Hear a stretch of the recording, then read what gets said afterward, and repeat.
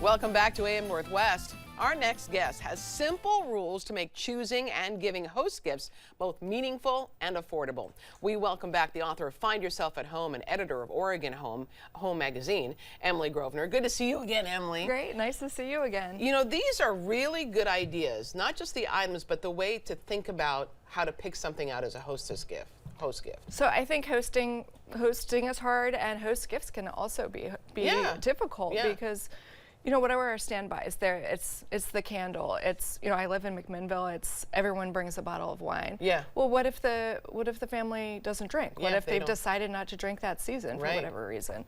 And candles, you know, they can pose their own problems because people have really personal responses to scent. Right. Yes. So well, that's a good point about the aroma of something. Yeah, good point. So you know, for myself, I'm always thinking about how do I make this easier? How do I create some boundaries around all the different options that are out there? Sure. And how do I pick something that isn't just necessarily for the host, but for the household? So I like to think about it in terms of bringing something for the house as opposed to bringing something for the person. Oh, that's a good idea. Okay, one of your first rules is that it has to be less than $20. Right. So, I mean, we don't want to spend a ton of money, but also it can be a little bit awkward if you show up with something that's really expensive. Really expensive, yeah. You don't then really, they feel in debt. Exactly. Yeah. So something simple, something consumable, right? I think in this age when we're all surrounded by so much stuff in our homes, bring something we don't consumable, need one more thing. Yeah, gotcha. Right, that they can eat, so that they know that it's not going to like take up space in their home. Yeah, good point. Something they can use throughout the holidays. You have some ideas here. Did you want to share some of them? Sure. So this is actually my favorite tea from Stephen Smith Tea Maker right here in Portland. So they actually have a holiday trio that they sell at the holidays, but I always bring the golden light tea because one is it doesn't have any caffeine in it. So, you know, if they're not into caffeine, that's not a problem. Also, I have never met a person who does not love this tea. It's actually a wellness tea. It's turmeric and sarsaparilla. It's divine. Oh, I might have to try that. It's amazing. Everyone in there loves it. One of the other tips is buying from a local business, right? Exactly. So I want to feel really good about what I'm spending my money on. Sure. So when I bring something to a friend, I'm always looking for something made by a local maker or a local company. I like that. I like the way to think that. Also, you mentioned it shouldn't be something to clutter up the house. Right. Now tell me about this. So I love this idea. So this is Cape Lairstone wrapping paper. You can pick it up at Cargo or on her website. Cape Lairstone's actually a wallpaper designer. She's an artist and she has a whole line of wallpaper. So this is just a beautiful sheet of wrapping paper. Oh my gosh, that's gorgeous. And here's another one that she does. I love it.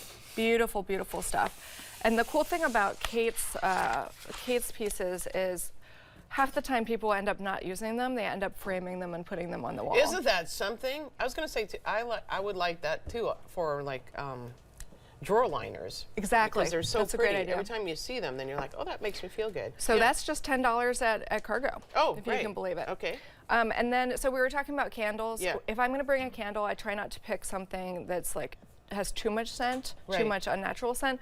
So I kind of like this company. This is the Casper Candle Company from down in Eugene. And what I love about it is the labels have kind of this DIY aesthetic, so it looks a little homemade. Yeah, it does. So if you don't, you know, maybe you didn't have time to bake the cookies, but you can bring something that still has that feeling of hominess.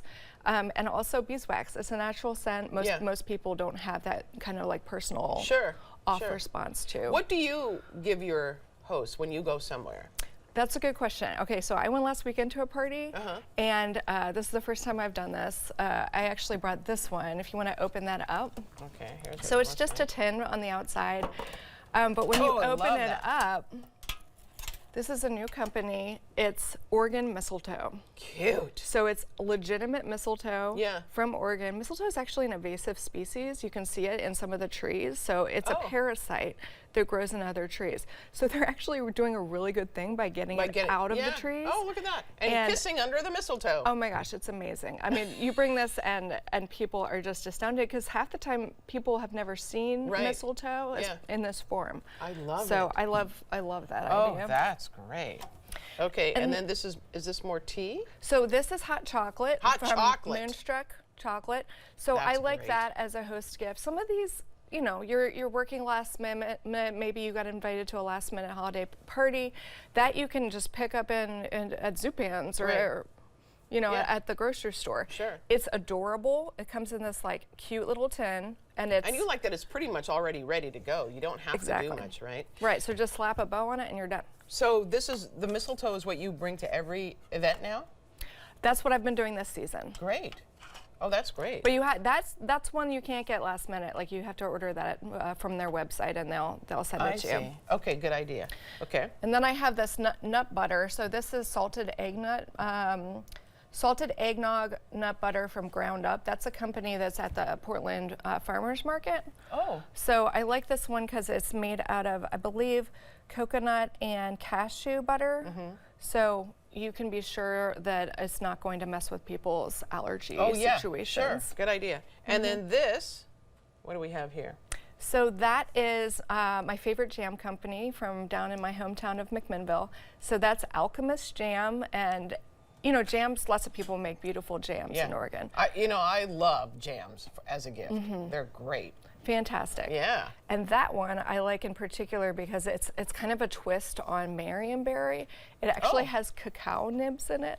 So they call it Morning Marionberry, but it has like a little kick of caffeine in it. Oh, I love it. For spreading on your toast. So you've touched on all of these, and so the idea is keep it less than 20. Make sure it's local. Love all that. It should be consumable, so it's not cluttering up your space. And then adorable packaging.